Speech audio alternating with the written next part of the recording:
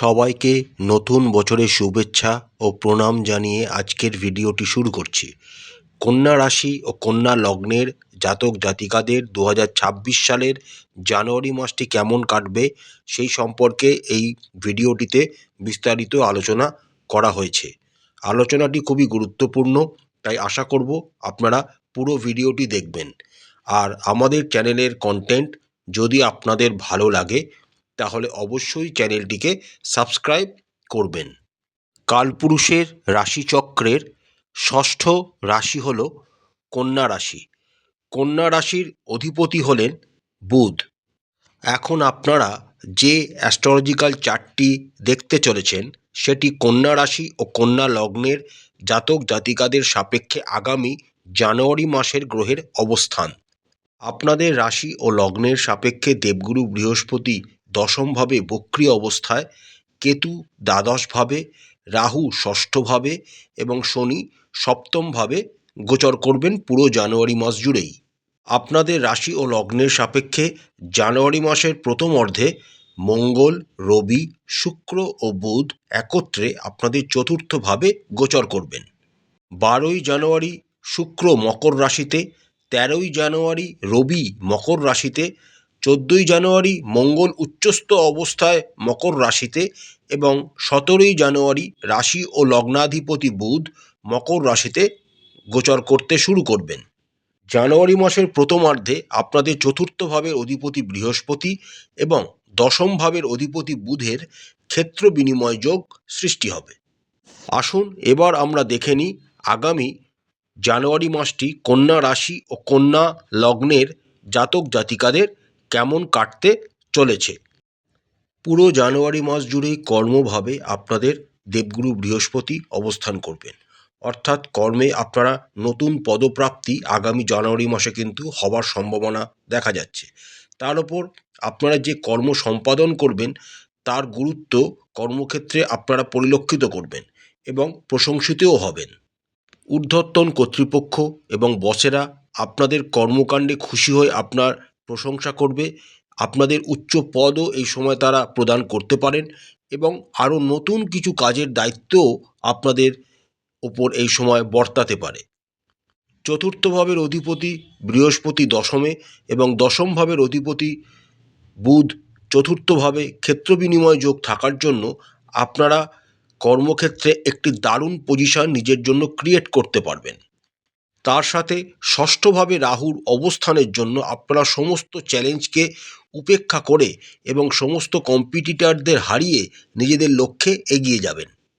যে সমস্ত কন্যা রাশি এবং কন্যা লগ্নের জাতক জাতিকারা ব্যবসার সাথে যুক্ত রয়েছেন তাদের জানুয়ারি মাসের শুরুটা কিন্তু একটু ধীর গতিতে হতে চলেছে।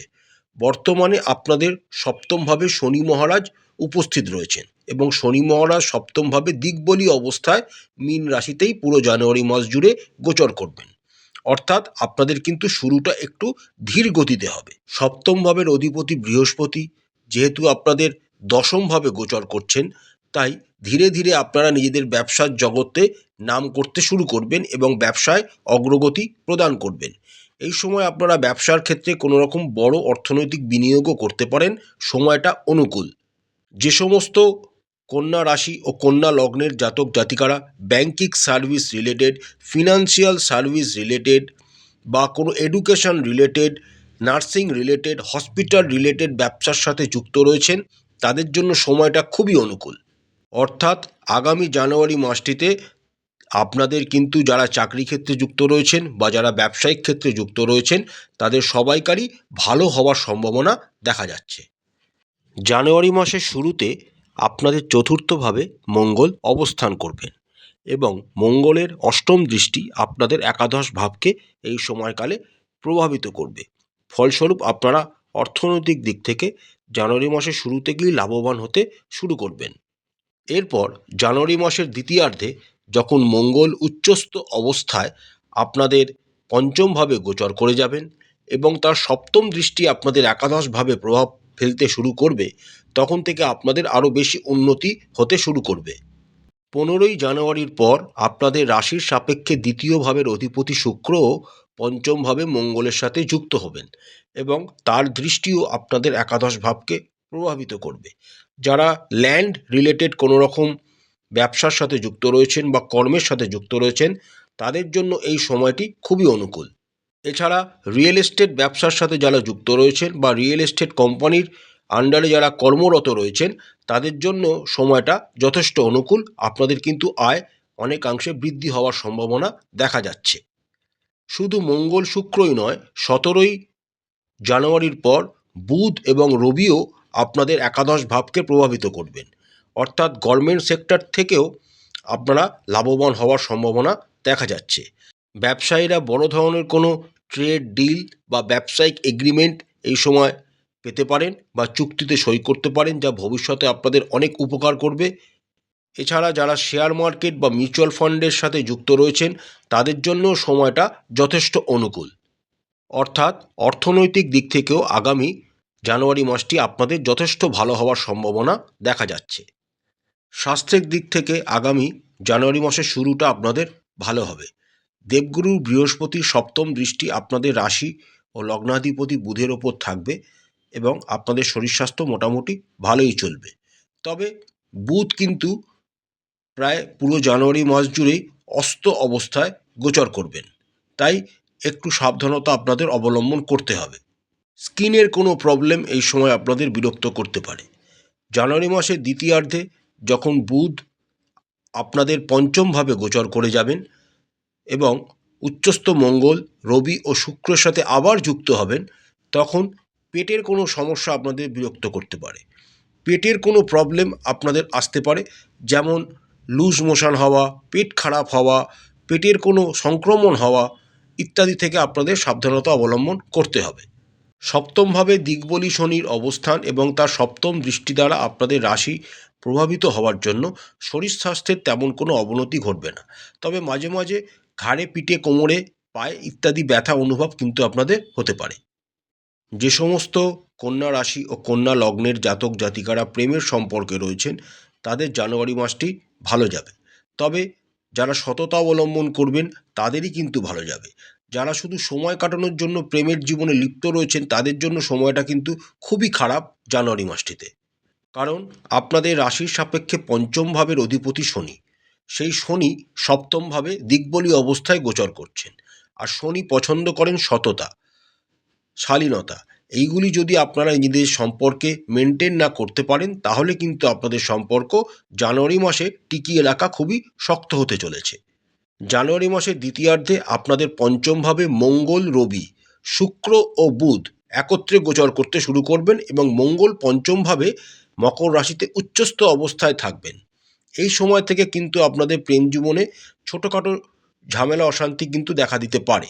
কারণ মঙ্গল এবং রবির মতো দুইটি ক্রূর গ্রহ আপনাদের পঞ্চম ভাবকে প্রভাবিত করবেন। যদিও তার সাথে শুক্র, যেটি প্রেমের গ্রহ, এবং লগ্নাধিপতি ও রাশি অধিপতি বুধও যুক্ত অবস্থায় থাকবেন, বড় ধরনের কোনো অশান্তি আপনাদের জীবনে আসবে না। তাও ছোটোখাটো সমস্যা, বাধা বিঘ্ন, মনোমালিন্যতা ইত্যাদি কিন্তু আপনাদের প্রেম জীবনে আপনাদেরকে ফেস করতে হবে। যে সমস্ত কন্যা রাশি ও কন্যা লগ্নের জাতক জাতিকারা এখনও বিবাহ করেননি, তাদের আরেকটু সময় ধৈর্য ধরতে হবে। বিবাহ করার জন্য এটি অনুকূল সময় নয়। কিন্তু যারা প্রেম বিবাহ করতে চান, অনেক দিন ধরে প্রেম করছেন, সেটিকে বিবাহে রূপান্তরিত করতে চান, তারা জানুয়ারি মাসটিতে এগোতে পারেন, সময়টা অনুকূল। যে সমস্ত কন্যা রাশি ও কন্যা লগ্নের জাতক জাতিকারা বিবাহিত, তাদের দাম্পত্য জীবন মোটামুটি ভালোই কাটবে। তবে আপনাদের জীবনসঙ্গী কাজের কর্মব্যস্ততার জন্য আপনাদেরকে পুরো সময় কিন্তু দিতে পারবেন না। আপনাদের সপ্তম ভাবের অধিপতি বৃহস্পতি দশমভাবে অর্থাৎ কর্মভাবে অবস্থান করছেন। তাই এই সময় আপনাদের জীবনসঙ্গীরা আপনাদেরকে নিজেদের কর্মের জন্য বা ব্যবসার জন্য পুরো সময় দিতে পারবেন না। আবার এই কর্মের এবং ব্যবসায় তারা উন্নতিও করবেন, যা আপনাদের মনকে আরও ভালো করবে। সপ্তমভাবে শনির অবস্থানের জন্যেও আপনাদের একে অপরের প্রতি দায়িত্ব ভাগ করে নিতে হবে, একে অপরের প্রতি দায়িত্ববান ও যত্নশীল হতে হবে। অর্থাৎ আগামী জানুয়ারি মাসটি দাম্পত্য জীবন আপনাদের মোটামুটি বেশ ভালোই হতে চলেছে। পারিবারিক দিক থেকে জানুয়ারি মাসটি আপনাদের একটু উত্থান পতনের সম্মুখীন হতে হবে, বিশেষ করে মাসের প্রথম দিকটাতে। যেহেতু আপনাদের চতুর্থভাবে মঙ্গল, রবি, শুক্র এবং বুধ একত্রে গোচর করবেন, তাই ছোটোখাটো সমস্যা আপনাদের পারিবারিক জীবনে কিন্তু আসবে। বিশেষ করে আপনার মায়ের সাথে কোনো রকম মনোমালিন্য হওয়ার সম্ভাবনা কিন্তু রয়েছে। আপনাদের মায়ের শরীর স্বাস্থ্য সম্পর্কেও এই সময় সচেতন থাকতে হবে। তাদের কোনো রকম মাইগ্রেনের সমস্যা, সর্দি কাশিজনিত কোনো সমস্যা, কোমরে ব্যথার কোনো সমস্যা, কোনো রকম সর্দি কাশি, বুকে কফ জমে যাওয়া ইত্যাদি সমস্যা কিন্তু সম্মুখীন এই সময় হতে হবে। যদিও চতুর্থভাবে দেবগুরু বৃহস্পতির দৃষ্টি রয়েছে, তাই বড় ধরনের কোনো সমস্যা আপনাদের পারিবারিক জীবনে আসবে না। জানুয়ারি মাসের প্রথমার্ধে চতুর্থভাবের অধিপতি এবং দশমভাবের অধিপতি বুধ ও বৃহস্পতির ক্ষেত্র বিনিময় যোগ থাকার জন্য আপনারা পরিবারের তরফ থেকে কোনো রকম বড় জমি বা কোনো সম্পত্তি ক্রয় করতে পারেন, তার একটা যোগ কিন্তু দেখা যাচ্ছে। জানুয়ারি মাসের দ্বিতীয়ার্ধে যখন মঙ্গল আপনাদের চতুর্থ ভাব থেকে পঞ্চম ভাবে গোচর করে যাবেন, তখন ধীরে ধীরে আপনাদের পারিবারিক শান্তি আবার ফিরে আসতে শুরু করবে। আপনাদের বাবার শরীর স্বাস্থ্য যথেষ্ট ভালো থাকবে।